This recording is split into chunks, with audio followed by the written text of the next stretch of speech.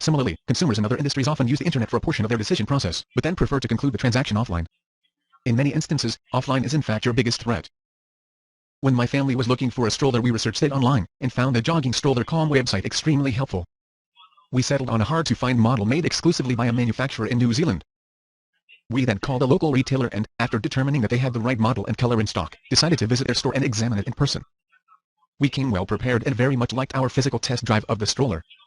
Even though it was slightly more expensive than online, we ended up purchasing it on the spot. Were we disloyal to jogging-stroller.com? In a way we were. They did provide us with a free education, and yet we still did not buy from them. However, this is the harsh reality of internet sales, and a significant reason why shopping cart abandonment rates will remain stubbornly high. But in our defense, we also had a number of other considerations. We wanted to see the physical product and experience how heavy, solid, and maneuverable it was. It is very difficult to convey this ergonomic information even with the help of detailed product images and specifications. We were also excited by the prospect of our purchase, and wanted to immediately take our baby for a walk in it. We were also consciously choosing to support a physical brick-and-mortar retailer, who took the risk of carrying this manufacturer's product line in stock on the off chance that someone like us would walk into their store. This does not mean that you should not bother to provide all of the pre-conversion supporting information on your landing page. By doing so, you narrow the range of your likely online competitors. Ones that do not have similarly deep and rich content will simply not be in the running, because visitors are less likely to spend significant time on the websites. It then comes down to a decision of your company versus offline alternatives. And offline is not always an option. Unless you live in a large city, your choice of specialty products or services may be very restricted or non-existent. In such circumstances, the best online company actually has a huge advantage. There is a continuum of goods and services that range from concrete to vague. Many services fall toward the latter end of the spectrum. In his excellent book Selling the Invisible, A Field Guide to Modern Marketing Business Plus, 1997, Harry Beckwith describes the fundamental difference between selling services and tangible products. When people buy services, they are usually looking for specialized knowledge and expertise that they do not possess themselves. In the case of many professional occupations such as lawyers, architects, or doctors, people only infrequently need the services and do not know how to objectively evaluate the merits of the service provider. But the consequences of making a poor decision are very high. So they are forced to rely on the personal relationship, referrals, and any other tangible clues of quality that they can find. It is important to remember that the landing page itself is simply a visual representation of a service promise that you are making to the visitor. The promos can be 89 action very different depending on your conversion actions that you will follow up on your contact request promptly lead generation forms that you will not spam visitors, but will instead send them useful information email newsletter sign up, that the product they are seeing is accurately represented online auction sites, and that their purchase will indeed arrive before that special occasion e-commerce. Often the ultimate conversion action is actually offline, and the intermediate online step is simply designed to pass the visitor on to a live person on the telephone, to schedule a callback, or to arrange for a subsequent face-to-face consultation or group event. The factors that I discuss in the next sections weigh heavily on whether someone will transact with you. Brand strength. As I discussed in Chapter 1, brands are very powerful. Well-known marketers Al Ries and Jack Trout correctly point out in their classic book The 22 Immutable Laws of Marketing, violate them at your own risk. Harper Business, 1994 that brands serve as a shortcut to decision-making in our busy lives.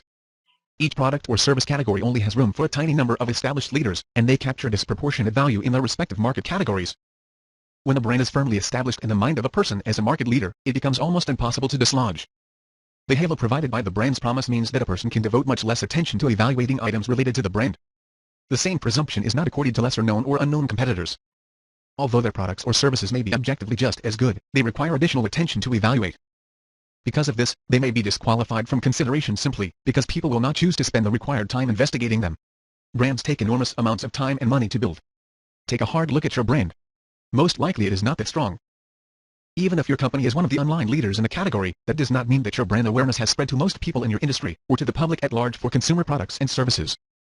The relative weakness of many online brands is the primary reason that their offline competitors often win the battle for the customer's mindshare. Since there is no short-term way to impact the strength of your brand, it is essentially outside of your control. Previous resource investment. I think that my approach to finding something on the internet is representative of many people's. I poke around in my favorite search engine, briefly visit promising sites, focus on one or two key sources of information, get educated, make a decision, and live with it. Have I found the optimum answer? Clearly not. But I am tired of looking, and there are endless additional choices to explore. Usually the solutions or products that I find are acceptable, although not always the best. 90 economist Herbert A. Simon coined a term for this phenomena, satisficing. It is a combination of the words satisfy and suffice. Most people do not want to invest additional time without a strong sense that they will find a better answer. As soon as they find a solution that is good enough, they often stop looking. The more effort they have previously invested, the more likely they are to just accept the best solution they have found up to that point. The total solution. Although I tried to neatly decouple the product or service from its provider, the separation is not always this clean. Often the two are enmeshed. For example, the product or service may be available from only one provider. In such proprietary cases, the provider, warts and all, must be considered as part of the solution. More commonly, the provider offers a number of value-added services or options that are not always available from others or that cannot be easily compared. Your visitor is thinking in terms of the total solution, and is deciding based on that. A total solution may involve the following elements: the base price, the properly configured out-the-door price, additional costs, such as shipping or installation, exchange and return policies, ease of setup, and learning curve required, availability status and delivery date, guarantees, service plans and options, ongoing costs, to operate and maintain convenient company physical locations, performance or level of service guarantees, risk reducers. Risk reducers are anything that lowers a visitor's anxiety. They help reassure the visitor that bad things are unlikely to happen. Guarantees: if I don't like it, I can get my money back.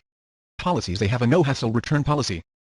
Alternative transaction mechanisms: I can also complete my transaction on the phone, by mail, or in person. Trials and introductory offers: if I don't like it, I can cancel before they charge my credit card. Safe shopping symbols: my personal information would not be stolen. Privacy symbols: I will not be spammed by this company, and my email won't be sold to spammers. Risk reducers need to be seen before the checkout process or conversion step itself, and as prominently as possible. Otherwise, the visitor may not feel comfortable enough to proceed. SmartBargains.com lists a number of risk-reducing trust symbols on their website. Unfortunately, they are placed in the footer of the page. See highlighted area in Figure 4.6. Because this part of the page is well below the top of the page, they cannot be seen without scrolling. So the positive effect of displaying the trust symbols is significantly lower than it could be.